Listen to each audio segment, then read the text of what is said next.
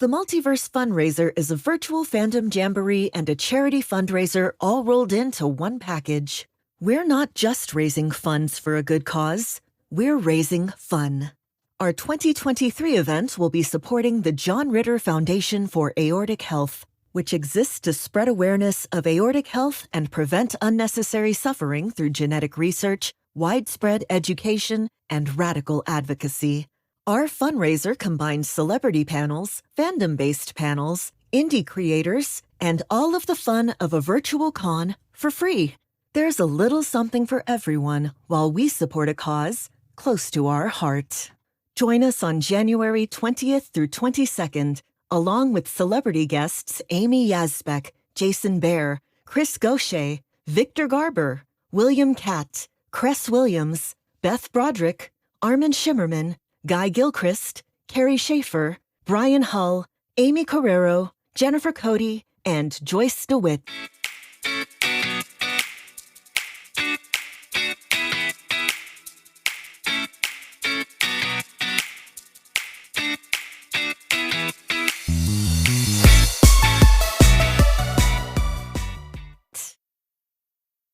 Friends, I'm Ash. I'm Elle. We are Lovey Cosplay.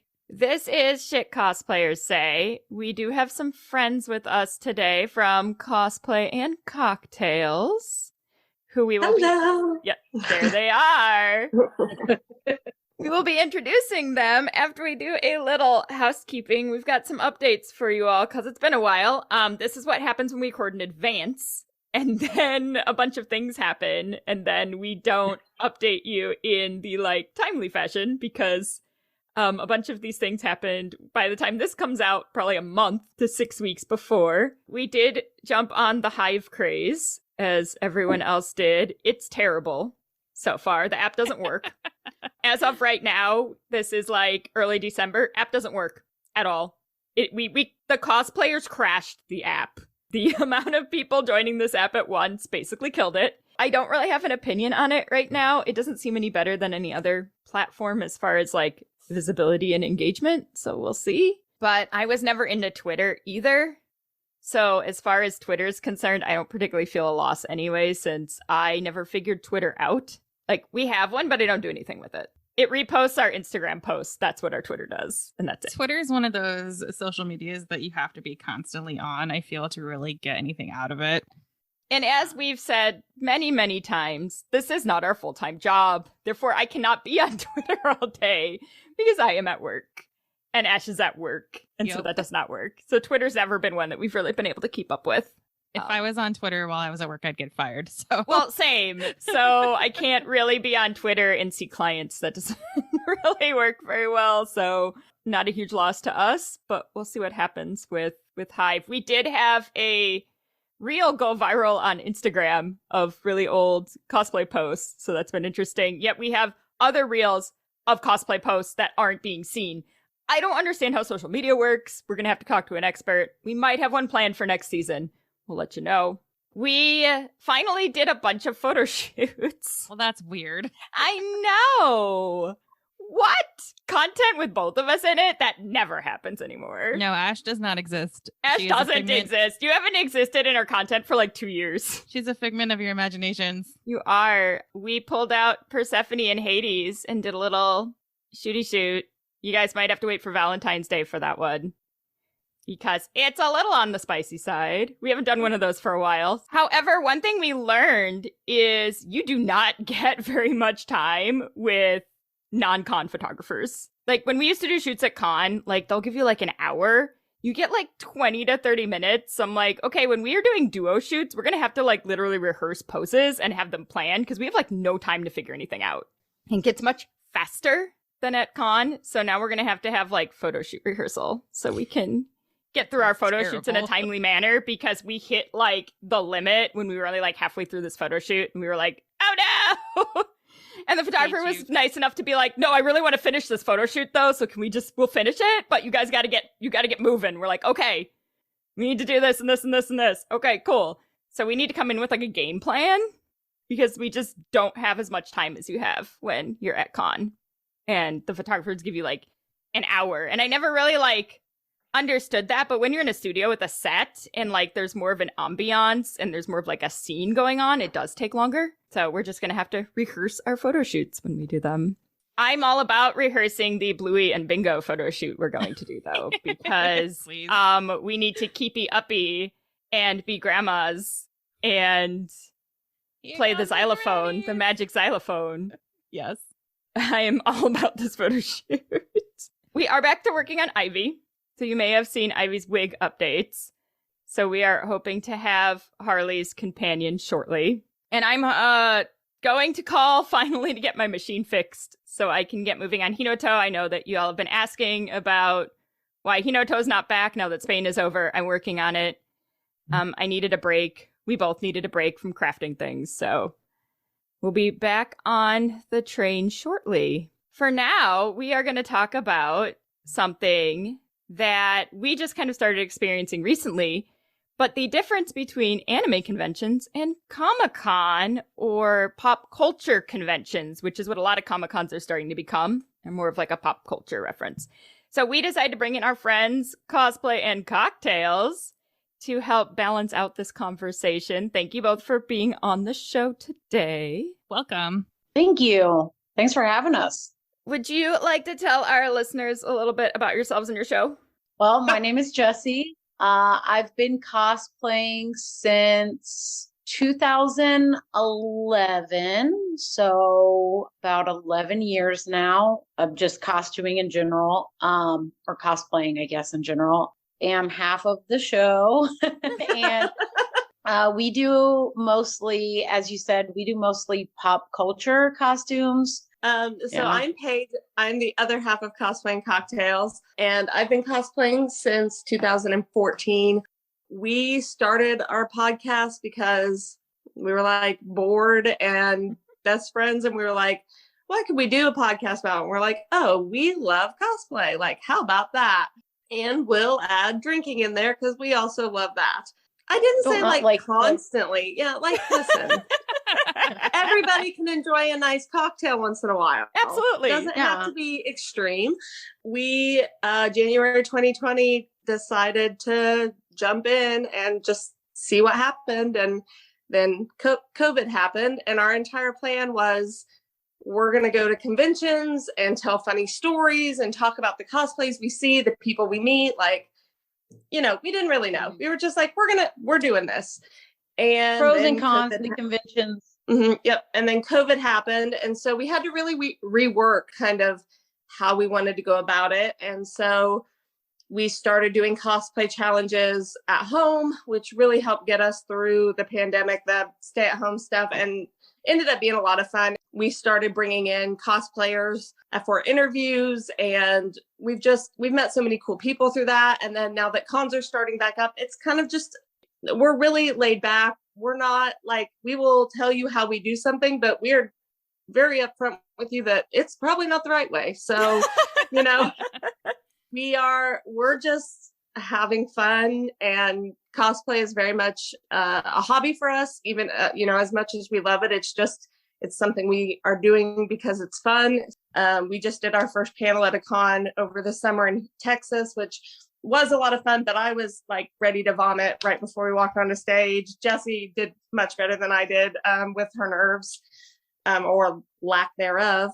Well, and it's funny because your origin story, so to speak, it very much mirrors our origin story, where we were like, we can't afford to go to all these cons, but people want all this content that we bring to cons. How can we do that without breaking the bank? Because we don't have the time. Like, I'm working full time now. Ash is working full time. So we're like, let's do a podcast. And we're like, we could talk about when we go to cons, and we can talk about when we compete. And then COVID happened. Mm-hmm. Yeah. And so the podcast, ours also took a different turn. I never expected to be doing like the psych-based episodes that are now our most popular content, and you know, that kind of work. But it's been fun to watch you guys grow as we did too. Our anniversaries are so close together. Yeah. Oh, really? Yeah. Ours is at the end of February. Oh, yes, or mid-February is when our podcast aired. It was like a week or two before we did our first live show at C2E2 when we aired it. So we've all been on this journey. Our first one came out New Year's Day. Is that right? Yeah. January 1st. Yep. Nice. Well, that's New Year's Day. Yeah. You'll figure out our I dynamic thought, really quickly. We're like a grouchy old married couple. I mean, If the shoe fits, yeah. Well, and it's one of those things because we've also been friends for like more than 20 years. So like, if you've known somebody that long, it just happens. yeah. There's not much of a difference, really. No. in the dynamic usually at that point when you've been in some sort of relationship with another human being for a very extended period of time. No, it's no fun if you just agree on everything, obviously. Yeah. We definitely don't agree on everything. But one of the really big differences between all of us, besides the crafting dynamic, is the fact that we go to a lot of anime conventions and you all go to a lot of comic book conventions. When did you start going to con? The first convention I went to, I was pretty young. Probably middle school or early high school, maybe 14, 15, somewhere in there. Couldn't drive yet. And I went up to Wizard World in Chicago back when it was still Wizard World and back when it was only in Chicago, which neither of those things it is anymore. When I was in grad school in 2011, I was watching a ton of PBS to deal with the massive amounts of stress of being in grad school, and just randomly on our local PBS station, there was this documentary called 4 Days at Dragoncon. And I just was watching PBS in the background and it came on, and I'm sure I was working on homework or something. And, it caught my attention. I was like, oh, this is really cool. So it was really cosplay focused. It was about the con itself, but I was like, I really want to go to this convention. I really want to try cosplaying, and I think this is the place to do it. Bought a ticket to Dragoncon. I had no money because I didn't have a job when I graduated. So I think pretty much every year since that first year at Dragoncon, I've just progressively done more and more cons. Paige, when her kids got a little bit older, she started coming with me. So that gave me 2014 was my first convention, and I'd been watching her from the sidelines because I, had kids about the time Jessie started cosplaying. I started having my kids and had small kids, and it just never was feasible to do. And so when my middle kiddo was a year old, there was a convention in Louisville, which isn't too terribly far from us. I was like, okay, I'm ready. Let's go. And so we went, and my first cosplay was also a closet. It was all everyday clothes. I didn't make a single thing. I didn't even wear a wig because my hair just happened to be the right color at the time. And we went, and it was so much fun. And then we went to another con the very next weekend that was even closer to us, because it was it's like a bug. You catch this bug and you're like, yeah, let's keep doing this. And yeah, we've been doing conventions together pretty frequently ever since. Now, have either of you ever attended an anime convention? I'm just curious.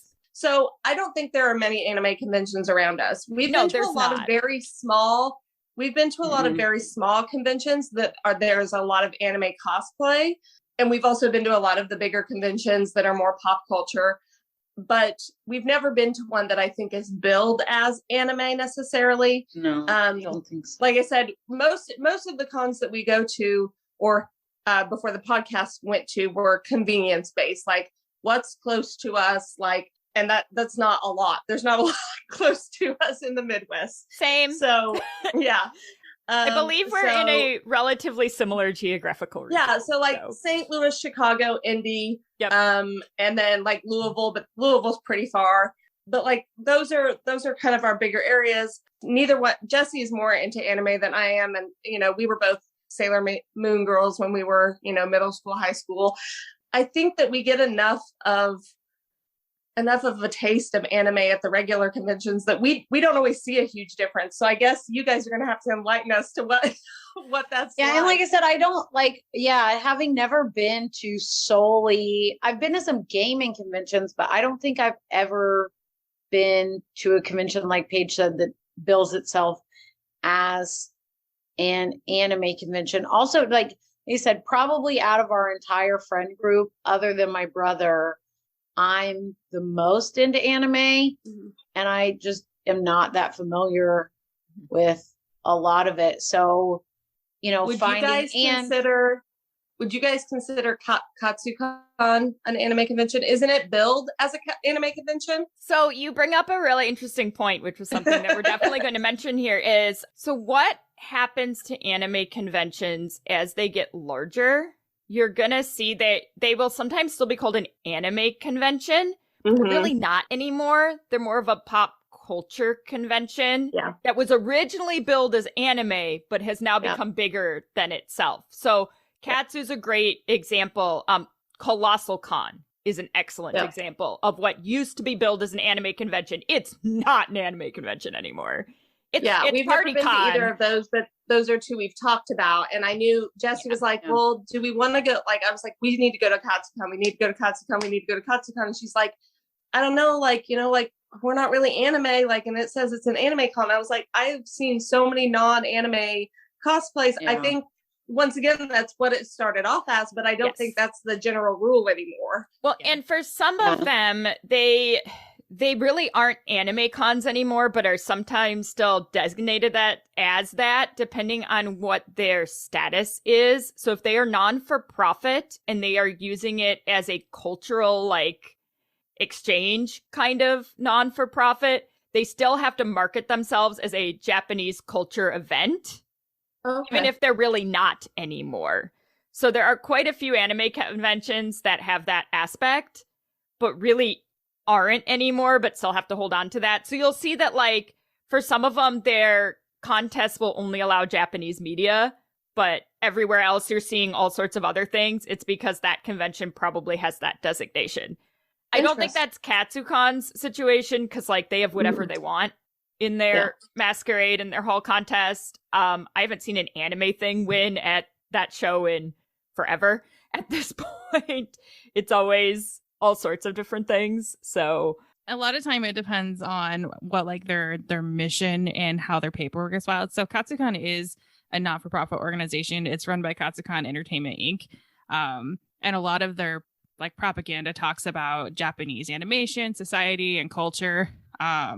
But a lot of those, though, have kind of gotten away, like Elle said, from just solely focusing on Japan and anime, just because it makes more money for them to bring all of these different types of pop culture in, as opposed to just the one.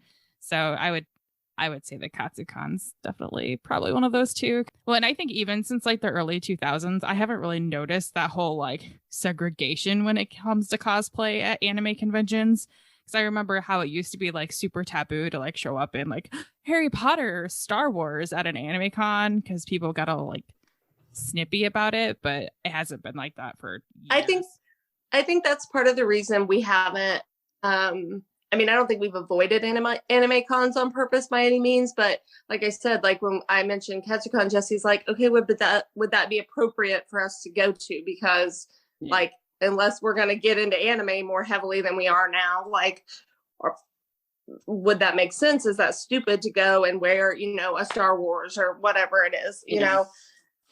So I think that's probably why we do stick to more generalized pop culture Comic-Cons, is because, you know, there's just not that guidelines that we feel like, okay, are we going to step out of these? Like, we want to, you know, but like I said, I feel like we see so many anime cosplays that I'm like, okay, what's the difference?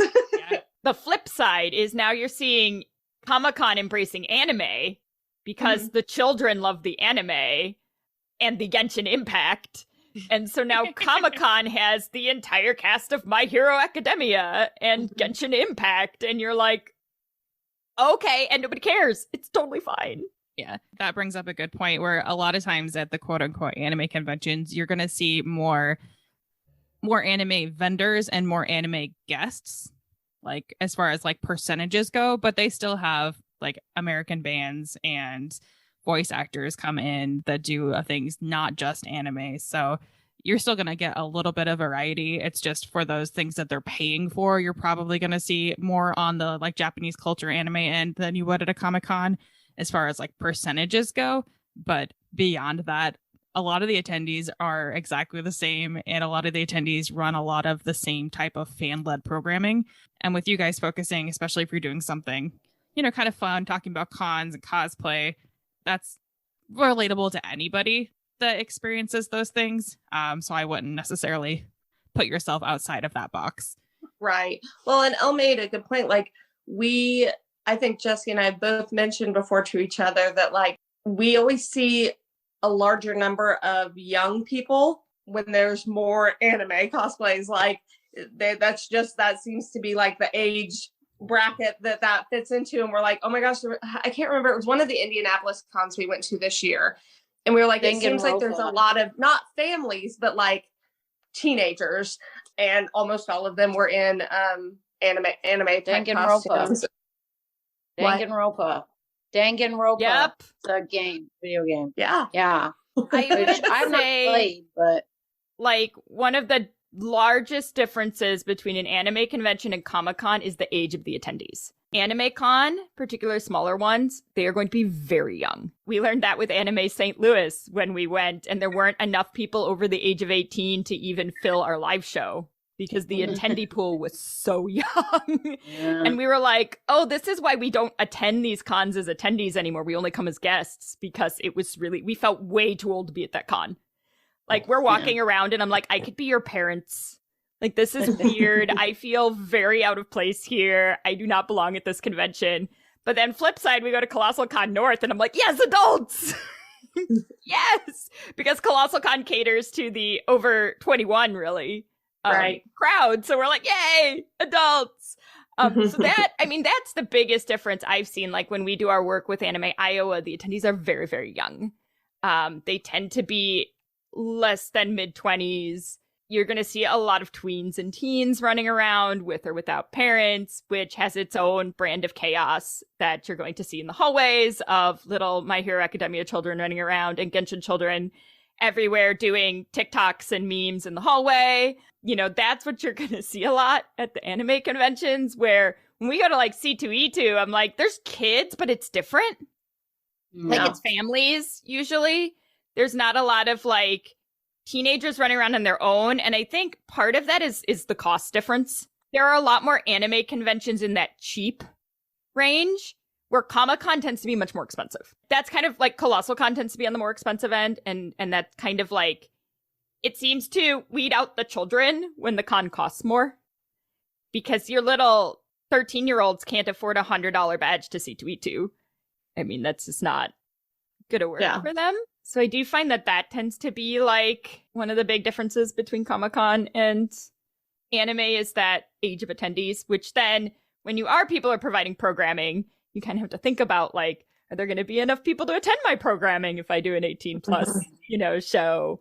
Because we never thought about that before until now. We were like, I have to rethink that next time. Do the all ages version instead, The cost thing, I think you're probably right about that, because most of the shows where we've seen a lot of kids or younger folks, like Paige said, Indiana Comic-Con, which is a less expensive con. I think it's like $40-50 for a 3-day badge. Not a ton of huge, big name guests that people would be willing to pay a higher cost for always. And then, like, we've done some teeny, not as the podcast, but just like to go, like, some teeny tiny conventions, like close to our hometown, that are like, $5 to get in. And like a community center type situation. Oh yeah, we've done that.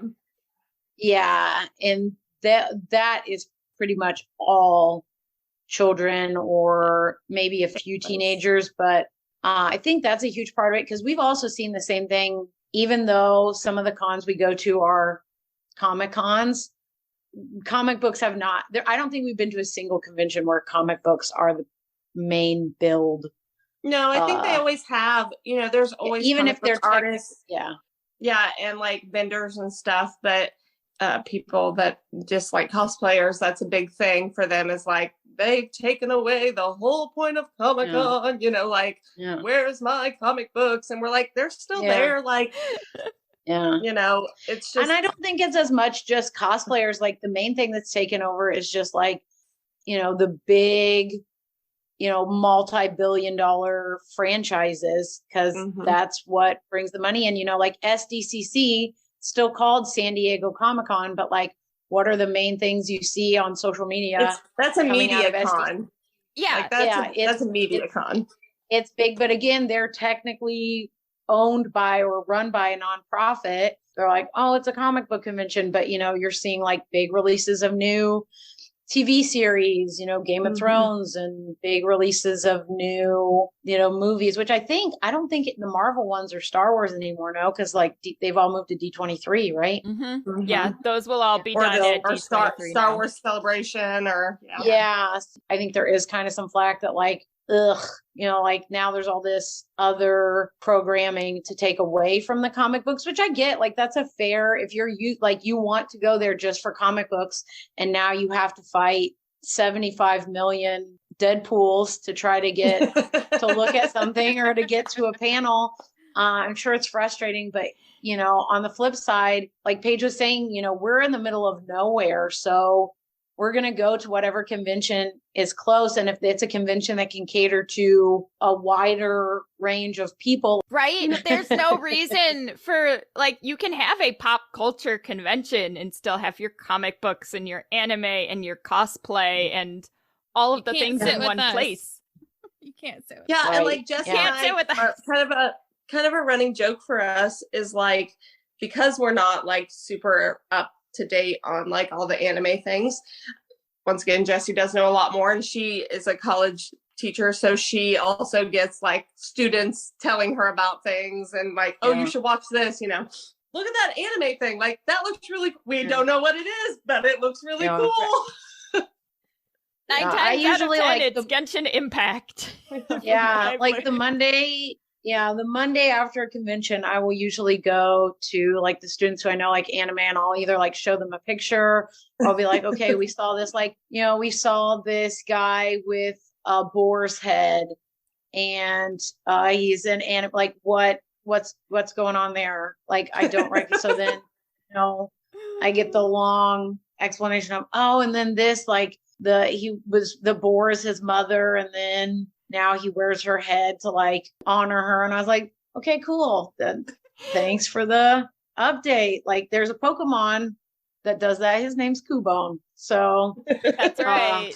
Even though anime is not necessarily like our top fandom, or, there's a lot of anime that we don't know, we still appreciate that those people are there, because a lot of times beautiful, beautiful, beautiful costumes and really cool weapons and props that you get in anime that you wouldn't get, necessarily outside of anime in the pop culture realm. Because a lot of pop culture people just wear regular clothes.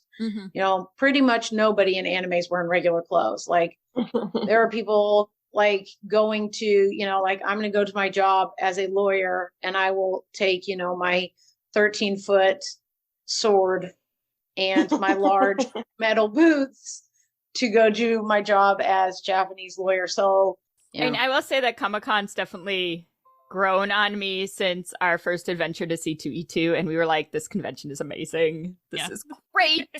They were Reed Pop's great to work with, so like that was easy and smooth. Because obviously a lot of our experience looking back, because we were just putting some info together for a few things, we've definitely attended more as guests and judges than ever as actual attendees.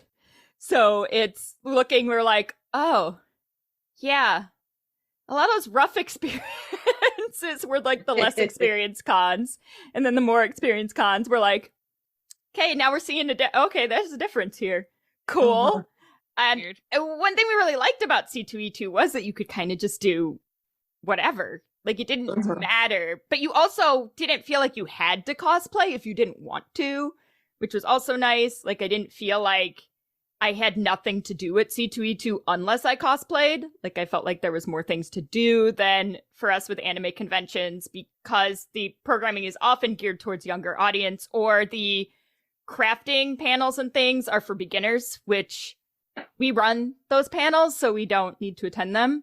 I do find that there's just more to do sometimes at Comic-Con, it is really nice to have that option to just kind of fluctuate and do whatever you would like to do.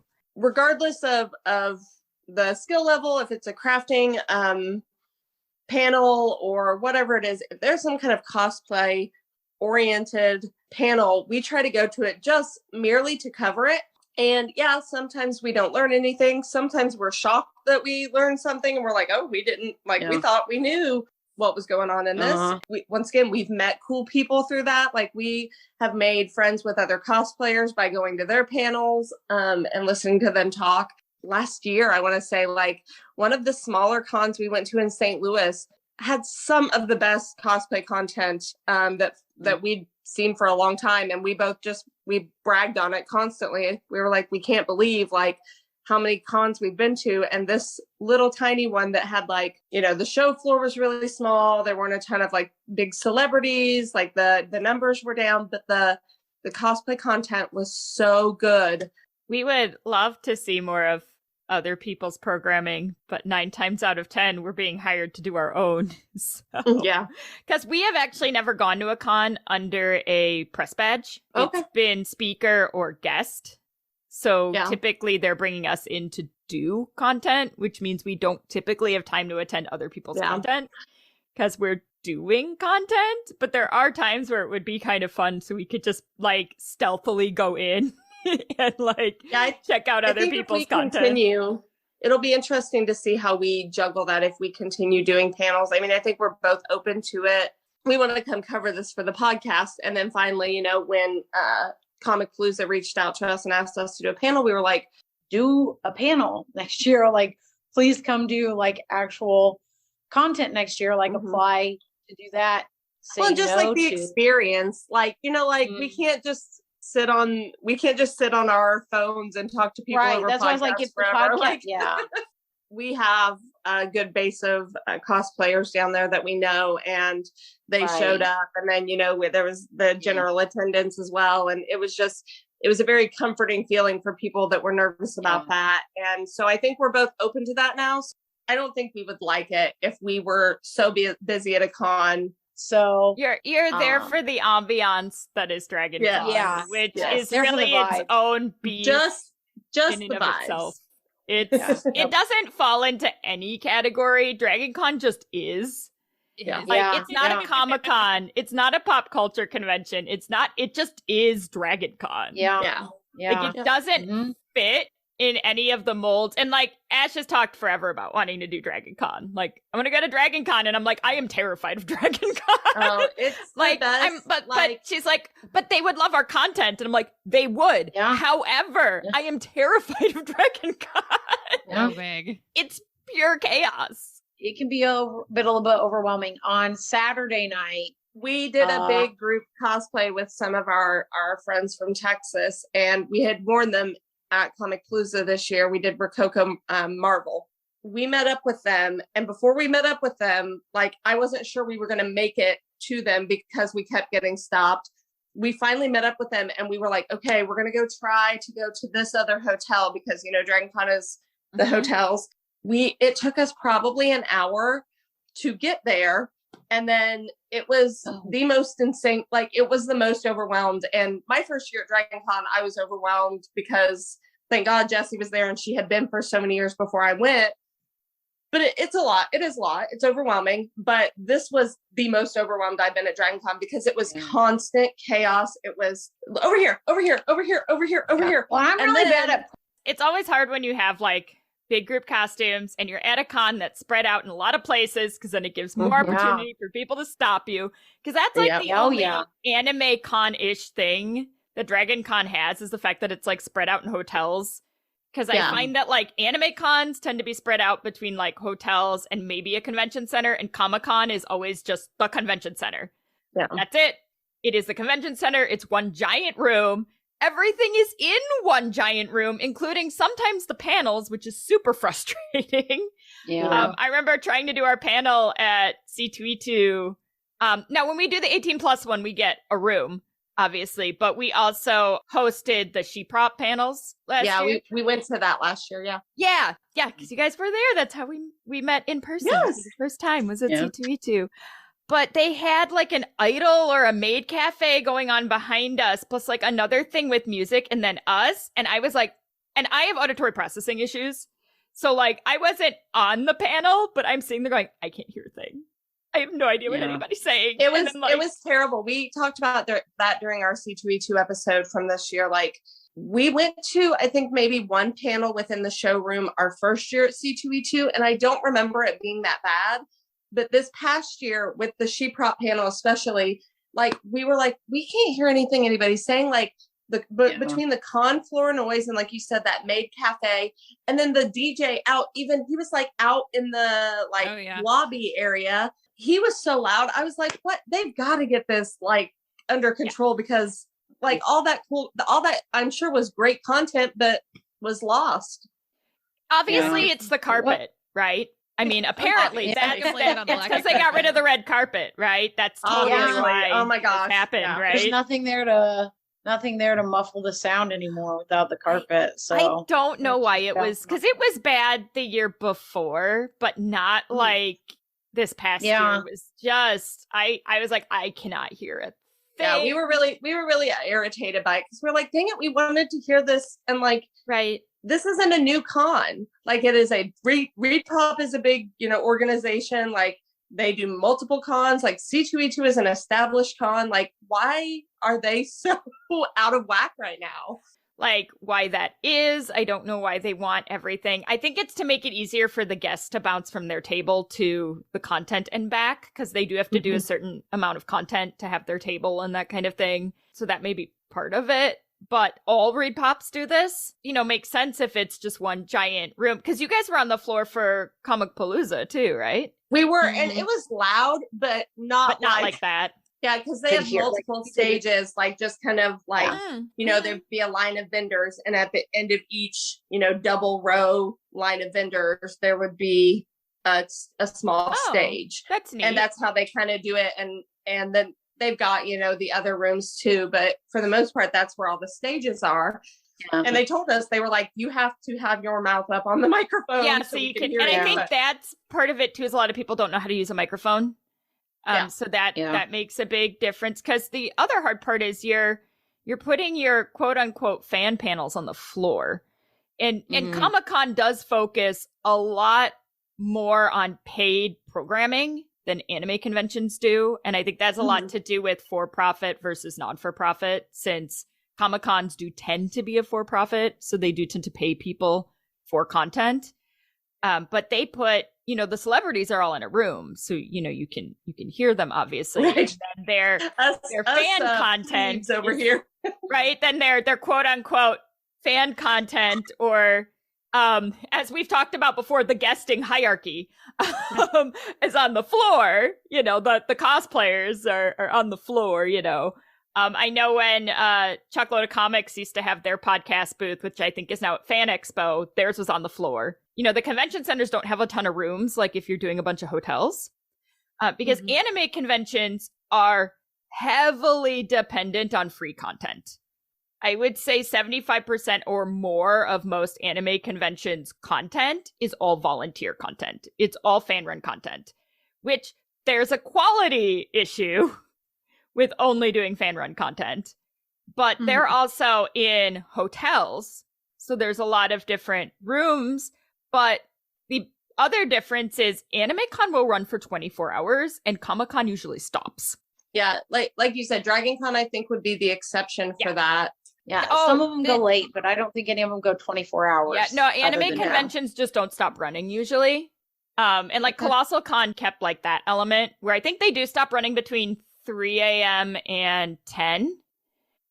But they do, there's all the 18 plus programming is a really big thing at anime conventions, and some of these anime conventions that have evolved into pop culture conventions that are similar, like Dragoncon, which, Reed Pop jumping on to that and trying to do After Dark was interesting because with Comic-Con being a convention center, not everyone typically stays on site because, the con ends at like 7 p.m. So it's an interesting way of them trying to get people to like stay at the hotel and stick with that makes sense longer. why they're at hotels predominantly then, is so that it can all be more on site and people aren't having to leave and drive and travel, because or, they can go back and change out a cosplay or whatever if it, gets too late. I mean, that's always been my big concern about DragonCon is you can't get a hotel room. So I'm going to stay forever away from this con, which means I'm not cosplaying because I don't have a hotel room. There's plenty of options. We've done like we like to stay at a host hotel, but like as long as we are within walking distance, which like last year we did not win the Hunger Games for the Marriotts. So that was a bummer. Yeah. Jesse's always been really good at the Hunger Games. We didn't win last year. And so we got like a hotel that's like literally between like two other host hotels, like just so close. And we're like, this is going to be great. See, like this year we didn't even try for the Marriott. We stayed we're staying at a different host hotel. We do that all the time where we're like, that's close enough. Their regular place is close enough to what the room block would be. Yeah. Book. Yeah, I don't have to stress.